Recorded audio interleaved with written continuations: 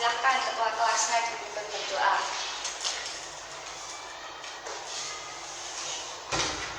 Sebelum kita mulai pelajaran hari ini, marilah kita berdoa. Berdoa mulai.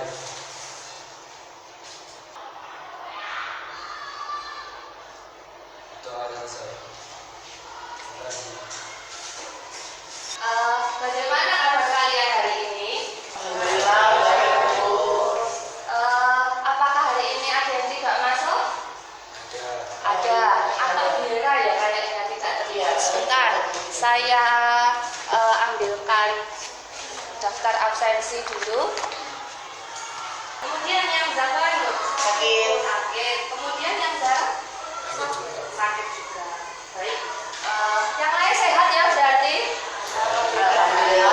Baik, sekarang perhatikan ke depan ya anak-anak. Nah, siapa yang ingat minggu lalu ya apa peristiwa dalam kehidupan apa yang berkaitan dengan rektor yang sudah pernah kita bahas? Fotosintesis. Silahkan berdiri ya kalau menjawab.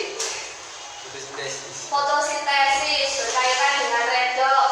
Adakah yang ingat? Yang bisa menjelaskan kenapa fotosintesis kok bisa disebut berkaitan dengan redox? Oh silahkan Keiza. Karena berhubungan karena dia terkena oksigen. Memerlukan oksigen apa menghasilkan oksigen? Menghasilkan oksigen. Kalau menghasilkan oksigen berarti disebut sebagai reaksi apa Keiza? Minggu lalu. Oh silakan. Oksidasi kan? Reduksi ya. Kalau oksidasi adalah reaksi yang memerlukan oksigen atau melibatkan oksigen yang digunakan untuk bereaksi. Kemudian ya, apa hubungannya peristiwa ini dengan materi yang akan kita pelajari hari ini? Jadi anak-anak ya, gambar apel ini, kalau kalian makan apel ya, kemudian kalian bikin seperti ini dan tidak langsung kalian makan, apel itu maka akan berubah warna menjadi coklat kuning seperti ini. Kalau dikaitkan dengan redox ya, apa hubungannya? Bagaimana? Silahkan Lea berdiri. Mungkin beberapa saat yang tergabung dalam apel terkena oksigen akan berubah warna. Baik, terima kasih Lea ya. Betul ya, analisis yang disampaikan Lea ini berarti reaksinya menghasilkan oksigen ataukah memerlukan oksigen anak-anak? Memerlukan oksigen, betul. Sehingga apabila terjadi reaksi kimia yang memerlukan oksigen berarti disebut sebagai reaksi apa anak-anak? Reaksi oksidasi apa reduksi? Oksidasi, betul. Alhamdulillah berarti banyak yang masih ingat materi yang kita pelajari minggu lalu. Nah, hari ini kita akan belajar dua hal anak-anak. Melalui percobaan, kalian mampu menganalisis. Ada dalam kurung merumuskan hipotesis, mengidentifikasi variabel, interpretasi data, dan membuat simpulan mengenai reaksi oksidasi dengan benar. Paham ya dari sini? Adakah yang ingin ditanyakan? Tidak, alhamdulillah. Saya lanjut kalau gitu. Baik, di sini ada uraian ya yang cukup panjang. Saya ingin satu orang untuk membaca. Silahkan. Ani terkejut saat dia membuka kotak makanan yang di siang hari. Ternyata buah apelnya sudah berubah warna menjadi berwarna coklat semua. Ani menjadi ragu untuk makan. Ternyata itu adalah peristiwa alam yang dikenal dengan istilah browning, yaitu perubahan warna menjadi coklat akibat oksidasi. Nah, dari masalah yang dihadapi Ani ini, apabila kita buat dalam suatu rumusan masalah, ya silakan. Bagaimana cara menghindari browning pada buah apel? Oh baik, terima kasih Adi, apa saya lupa ya, bagaimana cara menghindari browning pada buah apel. Nah sekarang begini, apakah yang terjadi browning hanya buah apel saja? Tidak, di sini sudah dijelaskan ternyata ada sayur juga bisa terjadi browning yaitu kentang, dan buah lain juga bisa terjadi browning yaitu pir, begitu ya, dan juga ada yang lain. Nah apabila rumusan masalah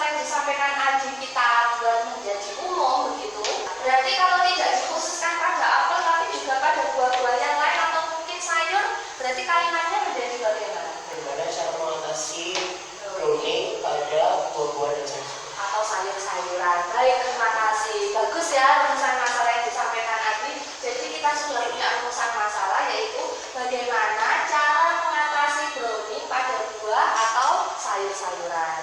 Nah, setelah kita menentukan rumusan masalah ya, berikutnya kita akan mencoba melakukan percobaan untuk mengatasi brownie ini secara berkelompok. Ya, saya bacakan kelompoknya. Untuk kelompok 1 ada Nabila Zarfa, Rania Putri, Eka Mai, Azahra, Zakwanur. Baik, sebelum kalian berpindah pada kelompok 1 di sini ya, kemudian kelompok 2 kayak di sana, kelompok 3 di sini, dan kelompok 4 di belakang sana. Saya beri waktu 5 menit ya untuk semuanya berkumpul bersama kelompoknya. Silakan.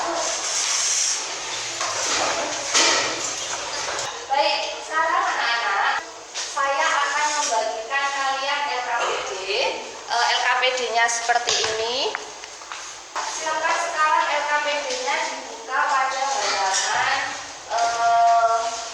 5 ya. Sesuai slide yang ada di layar ya. Di sini ada hipotesis atau jawaban sementara ya. Nah, silakan kalian mencari hipotesis ya terkait cara mengatasi brownie. Kemudian berikutnya ya terkait penyajian hasil percobaan. Di situ nanti kalian melakukan praktikum ya atau percobaan membuktikan apa betul sih solusi yang kalian temukan itu bisa mengatasi brownie ataukah ternyata malah nggak bisa mengatasi brownie begitu. Nah, kalau sudah silakan dibuat data pengamatannya. Setelah itu di halaman 7 ada analisis dan evaluasi proses pemecahan masalah. Di situ silakan kalian jawab soal-soal analisis terkait percobaan yang sudah kalian kerjakan. Dari sini adakah pertanyaan? Tidak ya.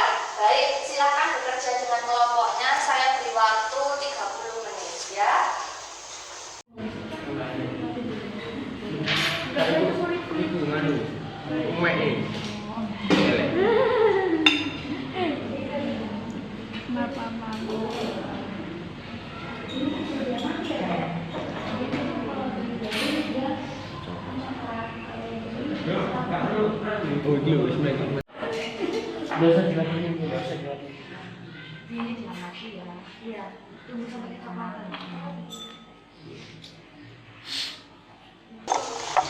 Assalamualaikum warahmatullahi wabarakatuh. Waalaikumsalam warahmatullahi wabarakatuh. Di sini dan kelompok saya akan menjelaskan mengenai reaksi redoks pada kentang. Solusinya untuk agar kentang ini yang sudah dikupas sudah coklat itu kita rendam dengan air rasa kayak jeruk lemon. Karena perbedaannya tuh karena kalau direndam di air lemon itu jauh lebih lama buat memunculkan brownie. Tapi kalau dibiarkan dan gak dikasih apa-apa itu jadinya lebih coklat. Lebih coklat. Coba ditunjukkan ke teman-temannya.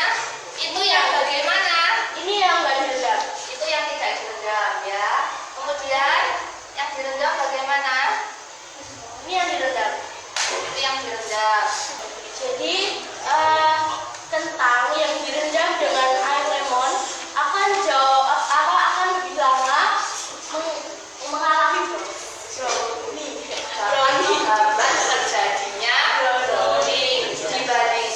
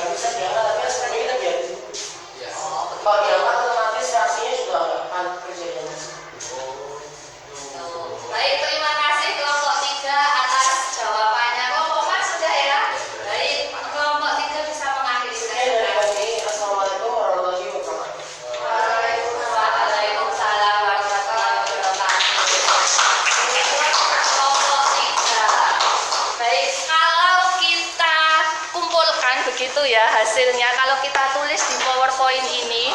Kelompok 1 tadi berarti apa hasilnya? Menggunakan air garam. Begitu ya kalau kita himpun jawabannya. Kalau kelompok 2 menggunakan apa? Air perasan lemon. Ya, dari sini kita tahu bahwa ya ada beberapa cara yang dapat mencegah terjadinya browning.